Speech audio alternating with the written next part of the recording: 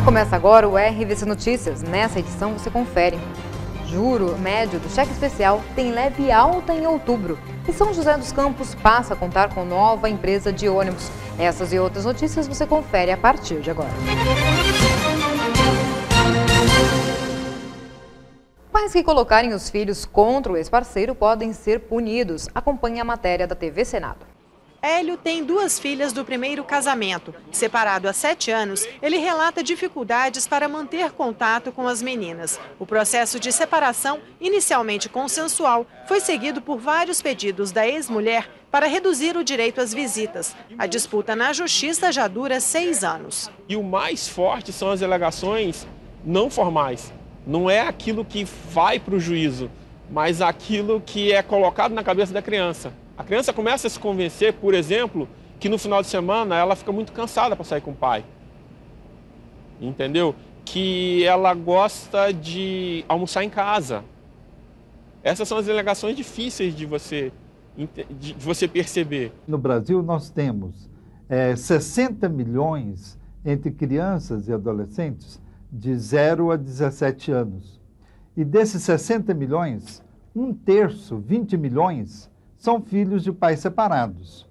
E a metade dos filhos de pais separados, que dá 10 milhões de crianças e adolescentes, sofrem da alienação parental. A psicóloga forense Sandra Bácara explica que a alienação parental acontece quando um dos pais tenta destruir a imagem do outro diante do filho. Em geral, são casais divorciados, mas outros familiares também podem agir da mesma maneira para afastar os filhos do convívio de um dos pais. A psicóloga ressalta que situações assim geram sofrimento para toda a família. O ideal é que o pai alienador passe a ter acompanhamento psicológico, assim como as crianças maiores vítimas da alienação parental. São crianças que se tornam ansiosas, inseguras, e aí podem apresentar dificuldade de escolaridade, podem ter sintomas físicos, depressão. Mais tarde, isso pode gerar distúrbios na esfera do comportamento, uso de droga, comportamentos que a gente chama de antissociais, como furto, roubo, podendo chegar ao suicídio. O termo alienação parental surgiu nos Estados Unidos na década de 80 e tem ganhado visibilidade no Brasil nos últimos 10 anos. Ainda falta divulgação sobre o tema, mas a lei que deve garantir que esse crime seja evitado e punido foi aprovada pelo Congresso Nacional, sancionada pelo presidente da República e já está em vigor. De acordo com a lei, caracterizam alienação parental atitudes como dificultar a convivência familiar, desqualificar a conduta do genitor e apresentar falsa denúncia contra ele ou familiares. Processos com indícios de alienação parental passam a ter prioridade de andamento e o juiz deve determinar a realização de perícia psicológica nos envolvidos.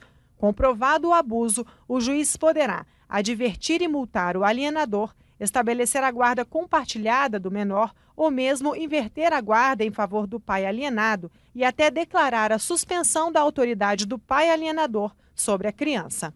Como uma proteção da cabeça das crianças, como uma forma de evitar o maltrato psicológico da criança, é correto uma lei que chame a responsabilidade os pais e as mães. Prestem atenção, vocês estarão cometendo um crime se por falas perturbam a cabeça de suas crianças falando mal do pai ou da mãe. A taxa média de juros do cheque especial teve leve alta em outubro para 9,11% ao mês em relação aos 9,10% em setembro, segundo o levantamento do Procon São Paulo. O aumento se deu por uma única alteração na taxa de banco do HSBC, de 9,51% para 9,55% ao mês. Já no empréstimo pessoal, as instituições financeiras não modificaram suas taxas. A média de juros cobrada na modalidade ficou em 5,35% ao mês. A pesquisa foi feita em 15 de outubro com o Banco do Brasil, Bradesco, Caixa Econômica Federal, HSBC, Itaú, Safra e Santander. Considerando que existe a possibilidade de variação da taxa do empréstimo pessoal em função do prazo de contrato, foi estipulado o período de 12 meses para o empréstimo pessoal e 30 dias para o cheque especial. Os dados se referem a taxas máximas pré-fixadas para clientes não preferenciais.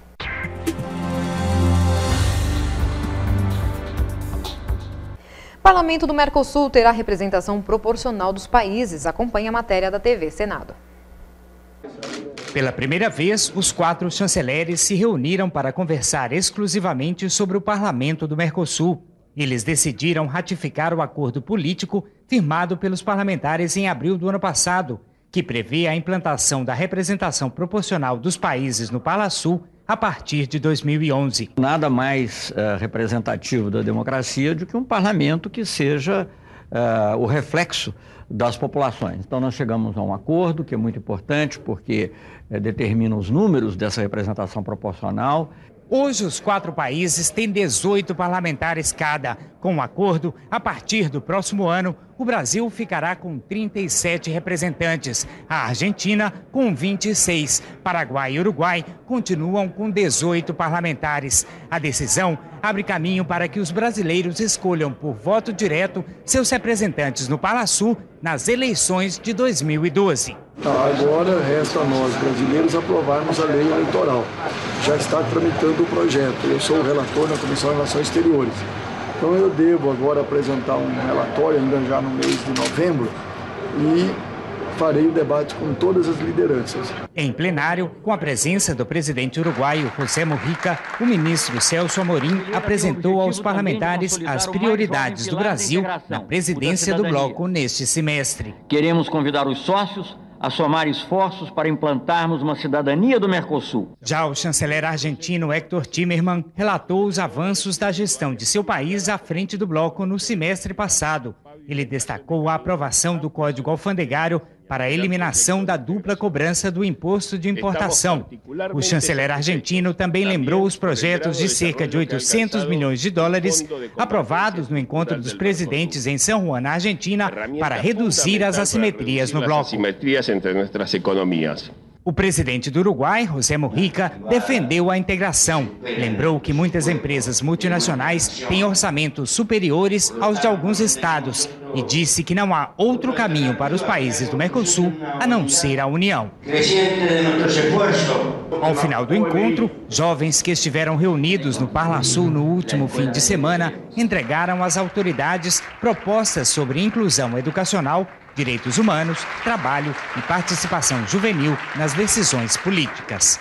Que nós tenhamos o direito de colocar nossas propostas à frente, que nós tenhamos o direito de ter uma participação mais ativa, de poder falar, publicamente, de ter um contato cada vez mais direto. O melhor caminho para fazer a união do Mercosul, a união dos povos, é os bancos das escolas. E através do entrelaçamento, das trocas de experiência, desta juventude fantástica, que vamos buscar nos bancos da escola a unificação para o Mercosul. A Aviação Sáenz Penha, do Rio de Janeiro, assinou contrato com a Prefeitura de São José dos Campos para operar o lote 1 do sistema de transporte coletivo. A empresa tem um prazo de 90 dias para colocar sua frota de 131 ônibus em circulação. Ela vai explorar 29 linhas das regiões Norte, Oeste, Sul e Leste da cidade, hoje atendidas em caráter precário pelo Grupo São Bento. Nas próximas semanas, a empresa deverá apresentar à administração os seus ônibus, garagem e fazer a contratação de cerca de 700 motoristas e cobradores.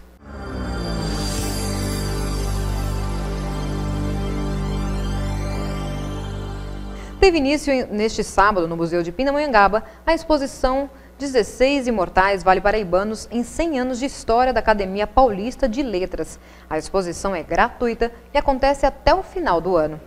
Trata-se de um conjunto de 47 belíssimos painéis com textos de Fabrício Correia e arte de Elias Modesto, com fotos de 16 escritores e intelectuais nascidos nas cidades do Vale do Paraíba e que chegaram à Academia Paulista de Letras. Um dos objetivos da exposição é apresentar, por meio de dados biográficos, uma pequena amostra da atuação desses pensadores na política, nas letras e na vida acadêmica, muitos deles pouco conhecidos do grande público. O Museu Histórico e Pedagógico Dom Pedro I e Dona Leopoldina está instalado no Palacete Visconde de Palmeira, na Rua Marechal Deodoro, número 260, no centro de Pinda. Informações pelo telefone 12 3648 1779. Em instantes você confere emissão de cheques sem fundos, cai pelo 4º mês seguido.